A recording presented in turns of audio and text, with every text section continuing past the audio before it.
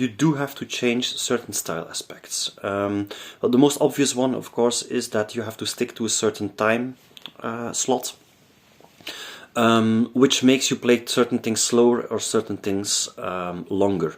One of the interesting things with the, well, I think 10-15 pieces we now recorded acoustically for the horn was that we actually had arrangements that were possibly made for, especially made for these recording sessions. But other than that, I think the main aspect is that you record in conditions that are completely different from concert conditions. So the angle in which you stand to the machine is more important than the angle in which you stand towards your playing partners, which the clarinet, the piano, the people that we that were our partners in these recordings. This playing position absolutely or really influences the way that you play.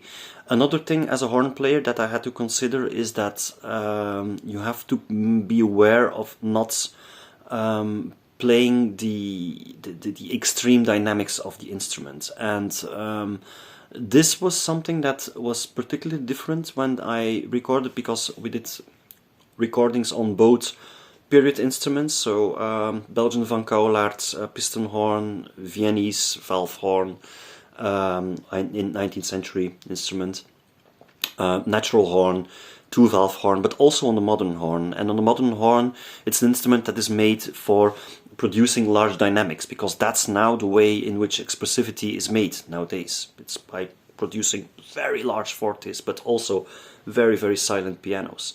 The old instruments can do the pianos, but with a lot of color. This was something that on the actual result of the acoustic recordings came out quite differently, but I'll tell more about this in the next video. The extreme dynamics of the modern horn, if I would use those, then the machine would immediately overload. So you could not do those. I do not think that this is a sign that, well, it could lead to some conclusions in interpreting historical recordings, but I don't really think this is the case, because also the instruments had a smaller dynamic range at that time. Certainly for the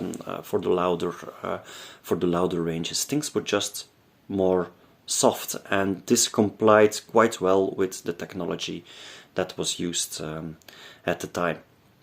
I also have to say that, strangely, what you hear on old recordings is, of course, well, the first thing that strikes is the extreme rubato and sometimes intonation differences. The intonation differences can sometimes be made by the machine, and I really feel when I listen now to historical recordings that they did many of the deficiencies, we now consider them as deficiencies, in intonation, were actually on purpose made, and also even enhanced by the technology. So yes, also style-wise it makes a difference. Recording acoustically, you tend to focus more on the line, on the total aspect, the global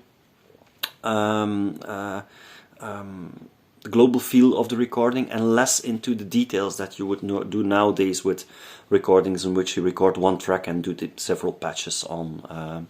So the detail gets a little lost, but the large picture maybe is even better.